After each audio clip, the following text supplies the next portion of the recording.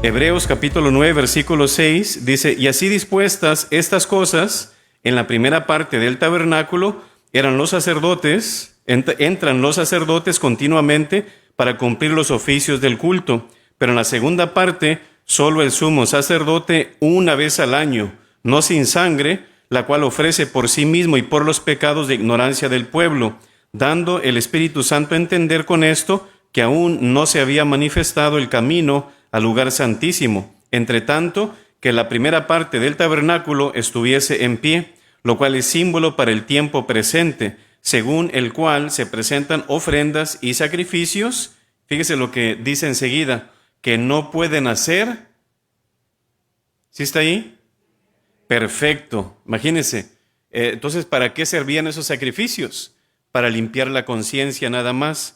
En cuanto a la conciencia, al que practica ese culto, versículo 10, ya que consiste solo de comidas y bebidas, de diversas abluciones y ordenanzas acerca de la carne impuestas hasta el tiempo de reformar las cosas, o sea, hasta que viniera el nuevo pacto en Cristo Jesús. Versículo 11, pero estando ya presente Cristo, sumo sacerdote de los bienes venideros, por el más amplio y más perfecto tabernáculo, no hecho de manos, es decir, no de esta creación, no por sangre de machos cabríos ni de becerros, sino por su propia sangre. Entró una vez para siempre en el lugar santísimo, habiendo obtenido temporal, eterna redención. Porque si la sangre de los toros y de los machos cabríos y las cenizas de la becerra rociadas a los inmundos santifican para la purificación de la carne, si eso, dice, con los animalitos pudiera, en un sentido, limpiar, dice, nada más la carne, dice, fíjese lo que dice el 14, cuánto más la sangre de Cristo, el cual mediante el Espíritu Eterno se ofreció a sí mismo sin mancha a Dios, limpiará nuestras conciencias de obras muertas para que sirváis al Dios vivo. Versículo 15, así que, por eso es mediador de un nuevo pacto, para que interviniendo muerte para la remisión de las transgresiones que había bajo el primer pacto, los llamados reciban la promesa de la herencia eterna, porque donde hay testamento es necesario que intervenga muerte del testador, hablando de la muerte de Cristo. 17, porque el testamento con la muerte se confirma, pues no es válido entre tanto que el testador vive, de donde ni aun el primer pacto fue instituido sin sangre, porque habiendo anunciado Moisés todos los mandamientos de la ley a todo el pueblo, tomó la sangre de los becerros y de los machos cabríos con agua, lana escarlata e hisopo, y roció el mismo libro y también a todo el pueblo, diciendo, esta es la sangre del pacto que Dios os ha mandado. Y además de esto, roció también con la sangre el tabernáculo y todos los vasos del ministerio.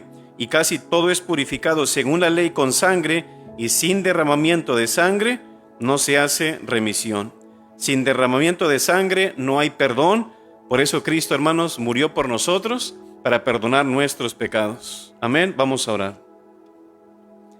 Padre Celestial, pedimos, Señor, que hables a través de tu palabra, Señor, a cada corazón y a cada vida, Señor, presente hoy aquí, celebrando, Señor, la Santa Cena, símbolo, Señor, de tu cuerpo, de tu sangre, muriendo por nosotros, Señor. Gracias te damos, en nombre de Cristo Jesús. Amén. ¿Puede tomar su lugar? Bíblicamente, hermanos, hablando, la cena del Señor es el recuerdo de una persona. ¿Quién es esa persona? Nuestro Señor Jesucristo. La Pascua fue parte del Antiguo Testamento para ser establecida, ¿para qué? Para honrar a Dios, para haberlos sacado de la tierra de Egipto. Eso es en sí lo que es la Pascua. Ahora, la Santa Cena es el nuevo pacto. El antiguo pacto era la Pascua, el nuevo pacto es la Santa Cena. Jesús dijo en Mateo 26, 28, porque esto es mi sangre. Tenía él la copa en su mano con el vino. Dijo él, esto es mi sangre. ¿La sangre es femenina o masculina? Sangre femenina, ¿verdad que sí? Pero qué interesante que él está diciendo, porque esto, hablando del vino masculino, ¿verdad? Esto es mi sangre del nuevo pacto, que por muchos es derramada para remisión de los pecados. Entonces, eso que él estaba, porque hay personas, religiones que dicen, este vino se convierte literalmente en la sangre de Cristo. Si así fuera, Jesús no hubiera dicho, esto es mi sangre. Él hubiera dicho, esta es mi sangre, porque la sangre de Cristo todavía estaba corriendo por sus venas, aún no la había derramado. Así que dice que es en mi sangre el nuevo pacto, que por muchos es derramada para remisión de los pecados. Entonces recordamos a una persona, esa persona es Jesús, pero esto también nos recuerda un acontecimiento. ¿Cuál es el acontecimiento? Sí, en el Antiguo Testamento, la Pascua o el sacrificio de Cristo Jesús. Y así como la Pascua fue un recordatorio para el pueblo de Israel de la liberación de la esclavitud de Egipto. Ese era el punto principal. Yo los voy a liberar de Egipto, hagan fiesta, hagan una Pascua. Así que, asimismo, la cena del Señor es la redención de Cristo Jesús. ¿De qué? La liberación no de Egipto, sino del pecado, hermanos. Entonces, la Pascua instituye o sustituye lo que es la cena del Señor. Y así como la cena, hablamos de la cena, es la redención de Cristo del pecado. La Pascua en el Antiguo Testamento era la redención de Egipto. Entonces, el significado total de la cena del Señor es que el Señor reemplaza la Pascua. Cristo Jesús ahora es, hagan la cena. Y vemos a través de la palabra que la Santa Cena ya no se hacía una vez al año, como el Antiguo Testamento. Mira, háganlo en tales días. En el mes de marzo y abril, el día 14, quiero que lo hagan. No fue así ya. El Señor dijo, ahora quiero que lo hagan si ustedes quieren cada semana. Y vemos que la Pascua fue establecida el 14 de abril, pero la cena del Señor fue instituida cada primer día de la semana. Esa es la diferencia de lo que fue el antiguo al nuevo pacto. Entonces, el principio de la Pascua fue comida como observada, nada más como familia. Quiero que se reúnan las familias en su casa y al final saquen la sangre y pinten los dinteles. Pero ahora el Señor dijo, no, ahora va a ser en la reunión, no como familia, en un sentido espiritual, familia, iglesia, pero ahora es en la iglesia, que es la familia del Señor. Entonces, en la Pascua era cuando entregaban un cordero. ¿Para qué? Para cubrir su pecado. Ellos sabían, iban a ofrecer el sacrificio, pero ese sacrificio no iba a limpiar su pecado, no iba en un sentido a perdonar literalmente su pecado, simplemente lo iba a cubrir, pero era como un modo de su conciencia iba a estar tranquila porque ya hice algo.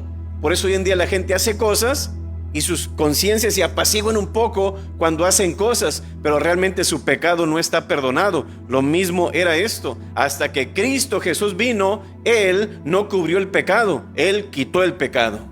Dice que, donde leímos al principio, dice, esos sacrificios no hacían perfectas a las personas, pero ahora por el sacrificio de Cristo ahora somos perfectos. Dirá, pero no somos tan perfectos, pastor. Hablando en términos carnales, no lo somos, sino en Cristo Jesús. Efesios capítulo 1 nos enseña eso, que en Cristo somos perfectos por su sacrificio hacia nosotros. Dice Juan 1:29 que el siguiente día dice que Juan vio a Jesús que venía hacia él y él le apunta y le dice, este es el Cordero de Dios, no que tape el pecado, sino que quita el pecado.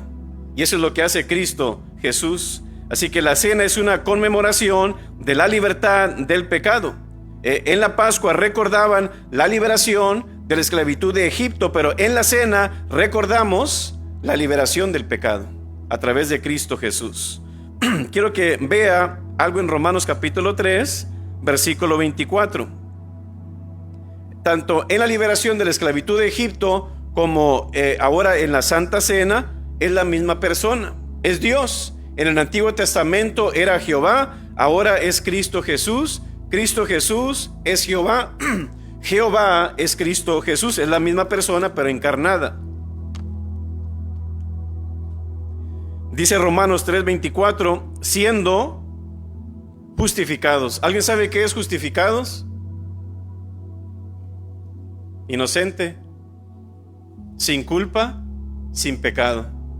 Qué bendición, ¿no cree usted? Y usted dirá, pastor, ¿y cómo somos justificados? Siendo justificados porque tú eres miembro de la iglesia. ¿Dice eso ahí?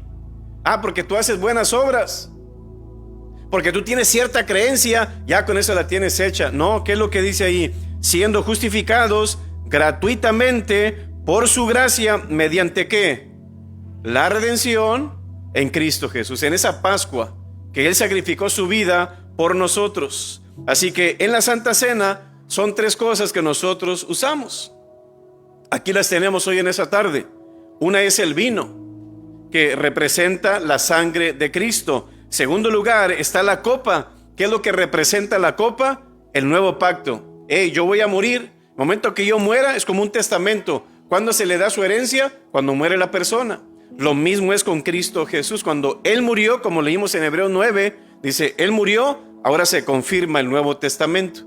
Ya quedó atrás el Antiguo Testamento. Es el vino, representa su sangre. La copa representa el nuevo pacto, la gracia. Y el pan representa el cuerpo de Cristo, que fue molido por nuestro pecado. Así que las dos celebraciones que a mí me encantan, hermanos, lo que es durante el año. Una es la Navidad. ¿Y sabe cuál es la otra? Pascua y Resurrección. Y usted dirá, ¿por qué, pastor? Es que son sus favoritas. Bueno, ahí encuentro no solamente el amor de Dios, sino también el perdón de Dios. ¿No es así? De su entrada a este mundo, ¿con qué fin? Venir a morir por nosotros en la cruz. Así que si usted quiere una definición de lo que es amor, pues vaya al diccionario o pregúntele a Siri. ¿Qué significa amor, Siri? ¿Sabe qué? No vaya al diccionario, no vaya a Siri. ¿Sabe a dónde? Vaya al Calvario. Es la mejor forma de amor. Usted dirá, ¿pero por qué? Porque hay personas que pueden mostrar amor a su esposo, amor a sus amigos, a sus compañeros, pero ¿sabe qué? Eso es un amor condicional. Mientras no me fallen, mientras no hablen de mí, mientras no me digan cosas, usted los va a amar. Pero deje que digan algo contra usted, va a cambiar su perspectiva hacia ellos, va a cambiar su amor hacia ellos. Pero ¿sabe que el amor de Dios no es como el de nosotros? Es un amor incondicional. No importa quién seas tú, qué hayas hecho, el Señor te perdona. Amén.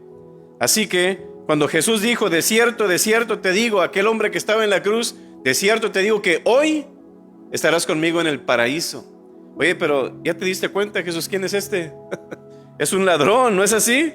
Esa promesa de Cristo, hermanos, da aliento, no solamente a ese ladrón, sino que también da esperanza a muchas personas más. ¿A quién más? Pues ese era un ladrón, pero también le da esperanza a los mentirosos, ¿verdad que sí? Le da esperanza a los adúlteros, a los homosexuales, a las lesbianas, a los borrachos, los chismosos, los blasfemos, drogadictos, abusadores, los delincuentes. A todos ellos, esta historia le da esperanza y promesa a las personas. ¿Usted es un pecador? Levante la mano. Yo soy pecador, pastor. ¿Cómo se nombra usted o cuál es con el pecado que usted se identifica? Pues pastor, a mí me gustan mucho las chelas. Bueno, tú eres un borracho. No, pastor, pues yo me gusta echarme un churrito. De vez en cuando, ¿verdad que sí? Pues marihuana. No, pues yo me echo un polvito, pastor, por la nariz. Pues es un coco, como dicen, es un cocodrilo, ¿verdad? Que dicen, ahí va el pantano. ¿Por qué? Porque van, dicen, puros cocodrilos ahí, ¿verdad? ¿Qué es su? Me gusta hablar mal de la gente, pastor.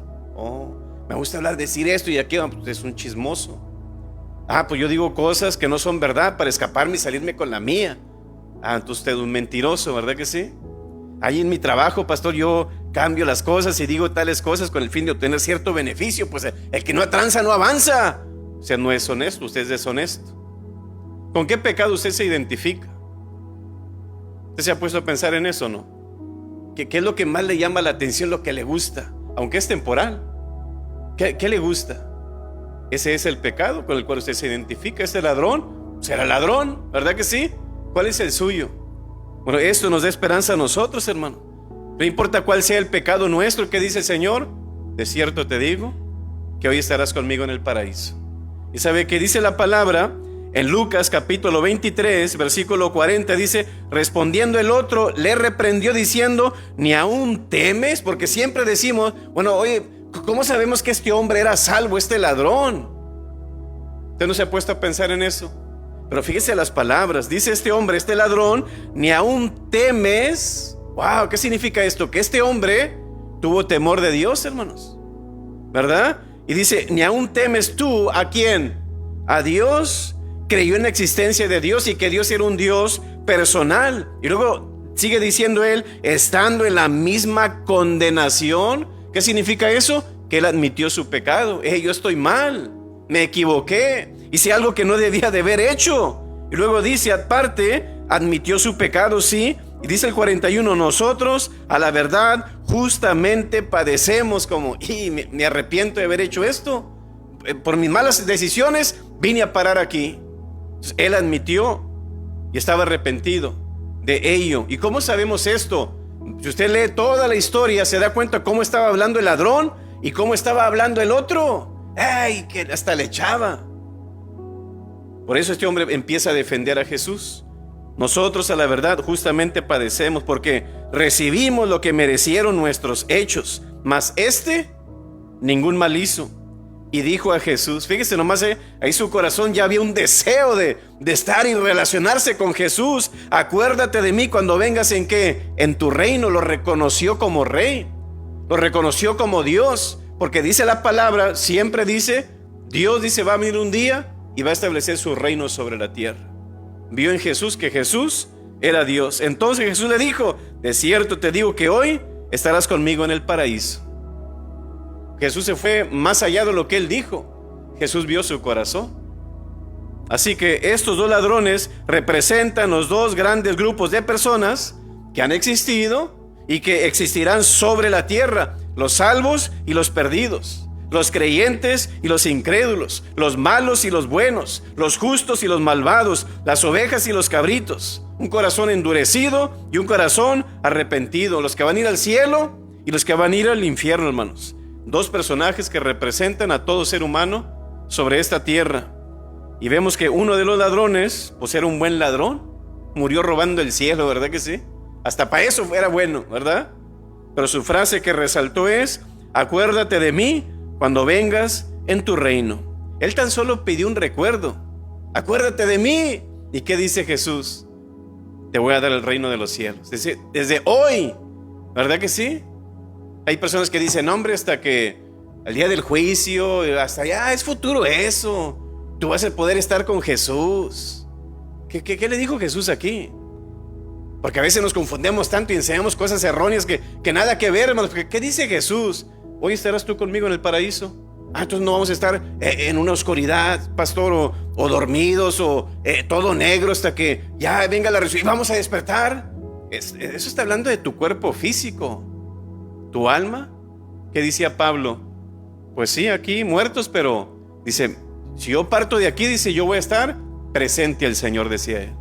Hay aquellos que dicen, hombre, son mentiras, cuando te mueres todo se acaba. ¿Será cierto? Jesús, que es Dios, ¿qué nos está diciendo? De cierto te digo que hoy estarás conmigo en el paraíso. Pero de cierto les digo que hoy estarán conmigo en el paraíso.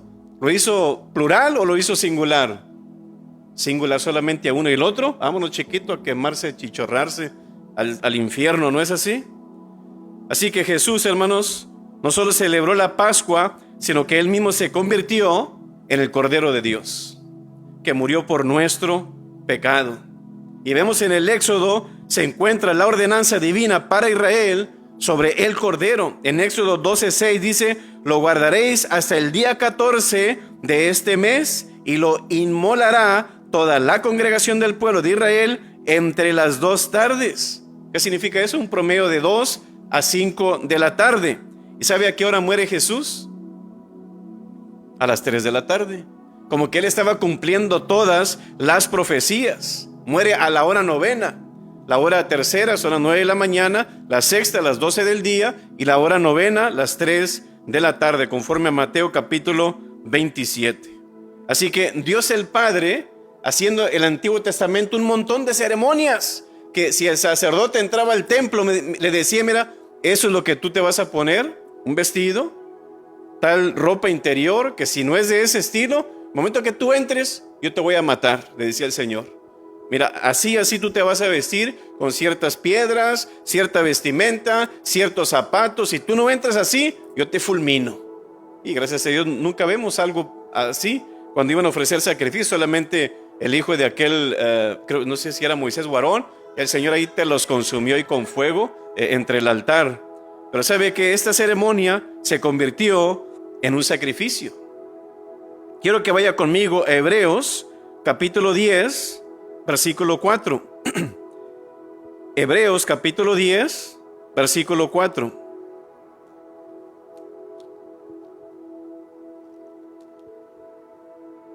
¿Lo tiene? Hebreos capítulo 10, versículo 4 dice: porque la sangre de los toros y de los machos cabríos no puede, ¿qué? Quitar los pecados. ¿Ve usted? Que aunque usted haga un sacrificio, para que Dios me perdone, ¿qué dice Dios? No pueden quitar los pecados. Lo dice el 5, por lo cual, entrando en el mundo, ¿de quién está hablando ahí?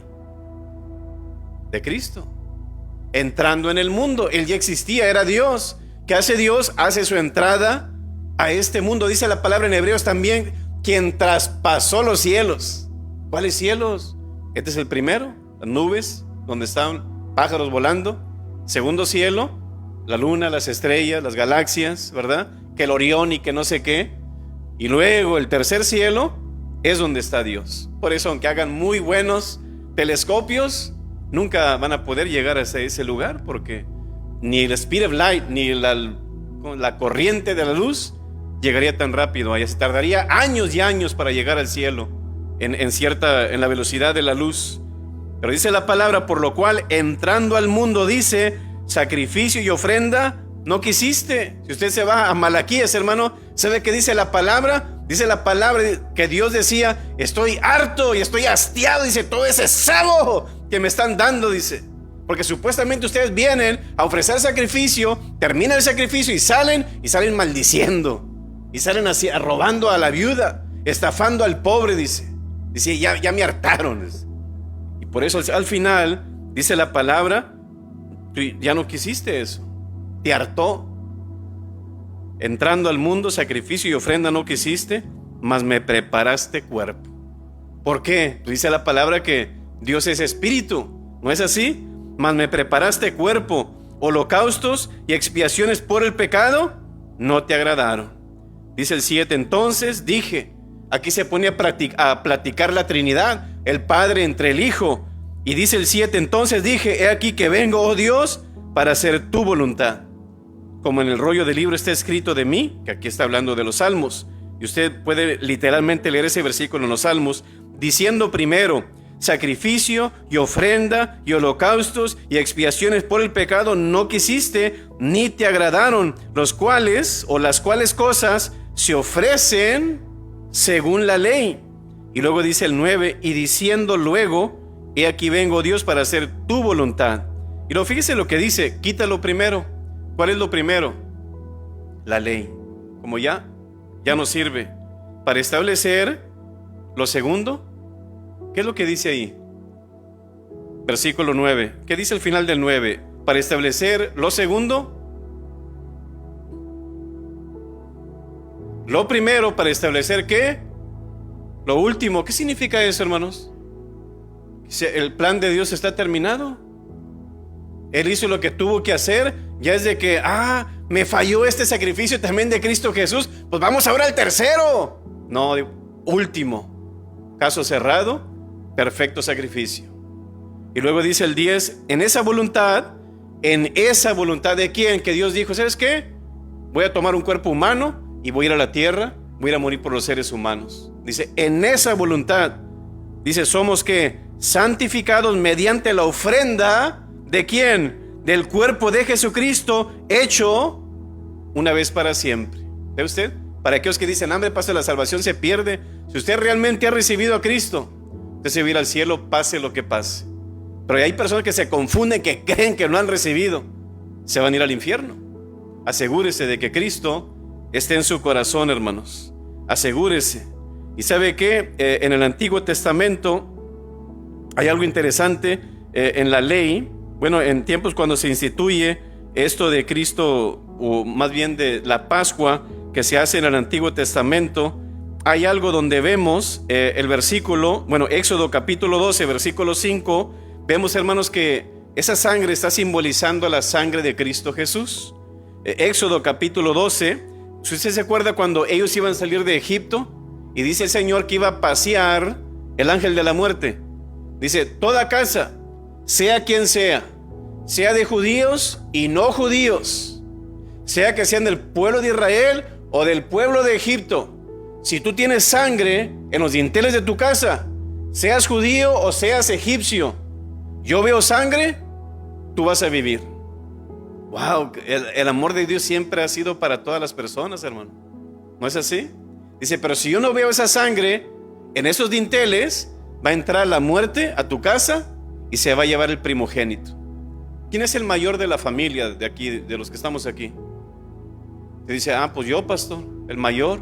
Imagínense que Dios dijera, todos aquellos que no pongan esa sangre, todos los que son los más grandes de la familia, vámonos, van a morir. Y así sucedió, que uno de ellos fue el hijo de Faraón, que murió también, no creyó en esto. Y dice Éxodo capítulo 12, versículo 5, el animal será sin defecto, macho de un año, lo tomaréis de las ovejas o de las cabras. ¿Qué iban a hacer? Lo iban a sacrificar. Y ese macho es el mismo Cordero de Dios sin defecto. Era un símbolo, ese corderito era un símbolo del verdadero sacrificio que iba a venir, que era Cristo Jesús. Dice, y lo guardaréis hasta el día 14 de este mes y lo inmolará, o sea, sacrificarlo o matarlo, toda la congregación del pueblo de Israel entre las 2 tardes. Aquí está lo mismo de Jesús a las 3 de la tarde. Y tomarán de la sangre, ¿y qué van a hacer con ella? Y la pondrán en los 2 postes y en el dintel de las casas en que lo han de comer. Es como en el marco de su casa, está la puerta. Dice, en los marcos tú vas a poner esa sangre. Ese dintel, ¿sabe qué significa ahora, hermanos? Nuestro corazón. Y dice el 13, y la sangre os será, ¿por qué? Por señal en las casas donde vosotros estéis. ¿Sabe usted, hermanos, que una de las cosas que Satanás ve en los cristianos, aparte del Espíritu Santo, es la sangre de Cristo, hermanos? Hemos sido cubiertos por la sangre de Cristo. Y fíjese lo que dice el 13, y veré la sangre, ¿y qué dice?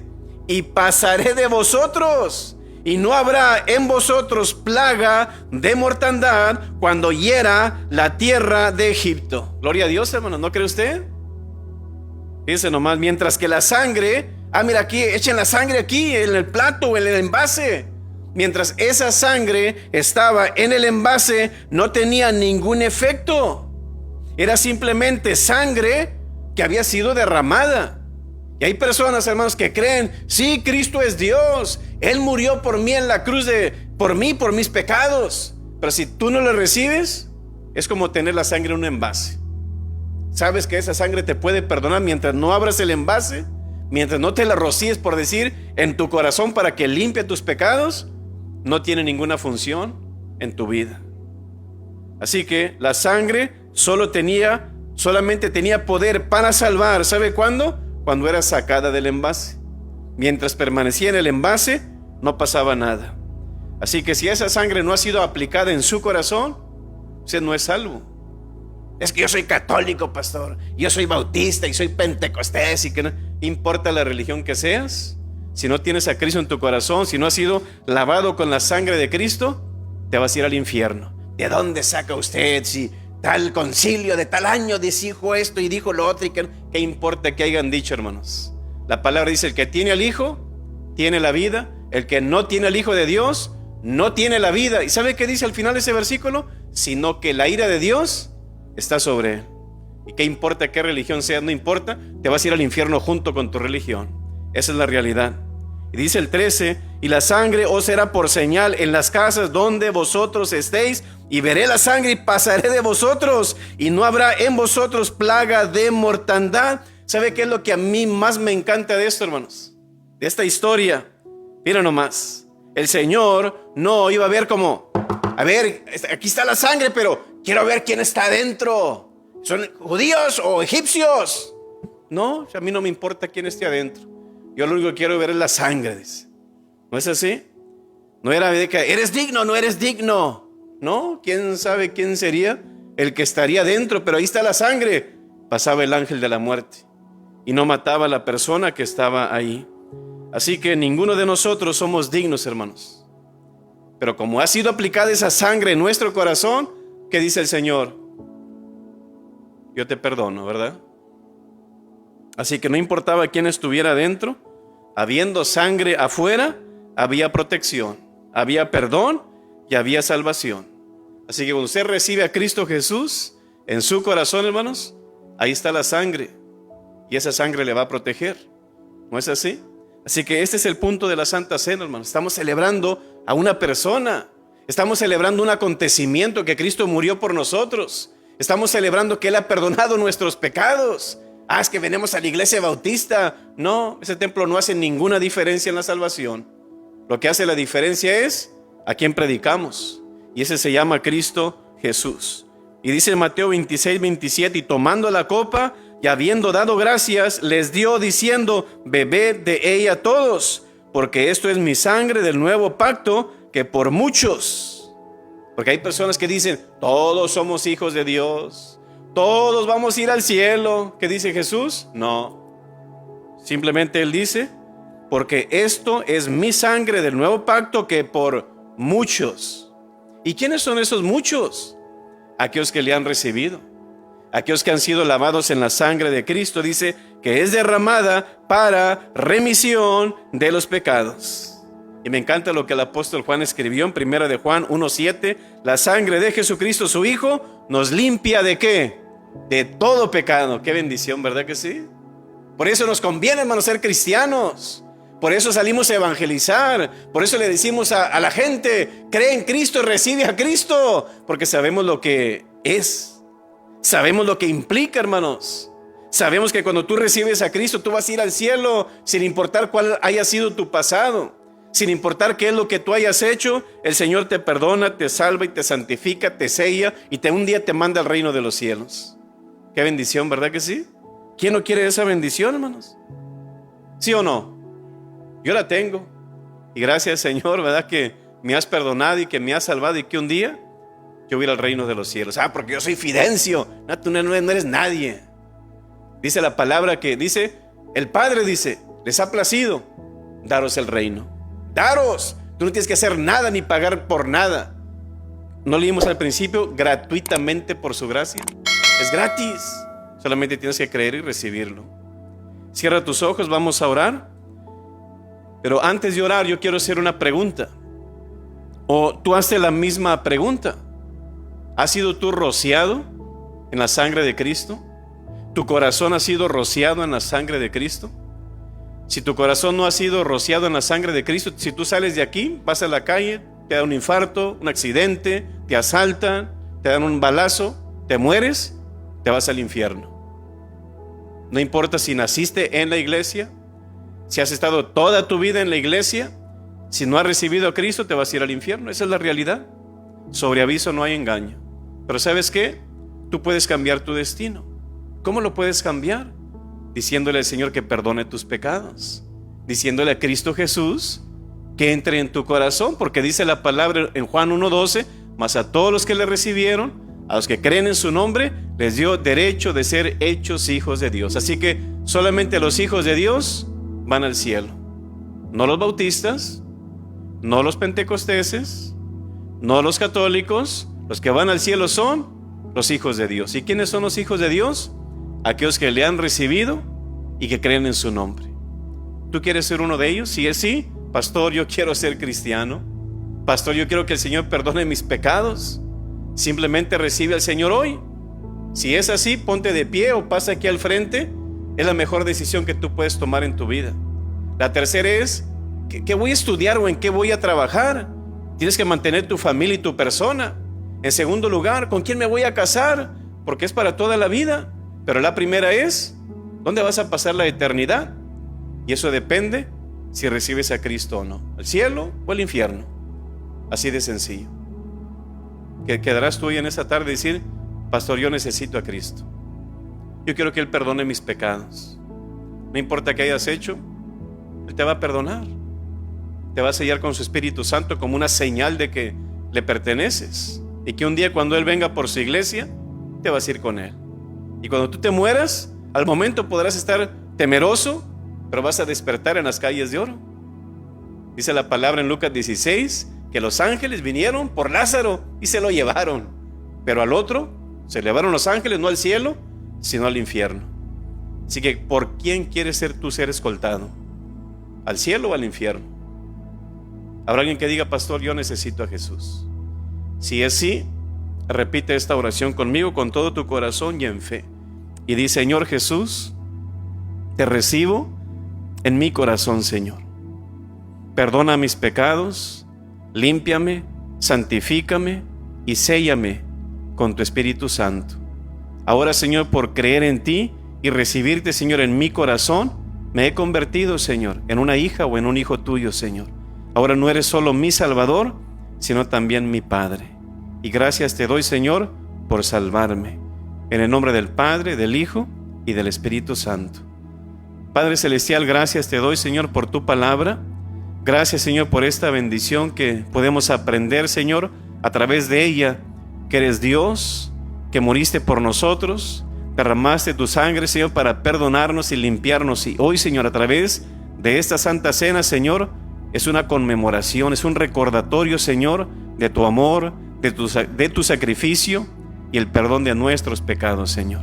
Así que gracias te damos por ello, alabamos y glorificamos tu nombre. En nombre de Cristo Jesús, amén.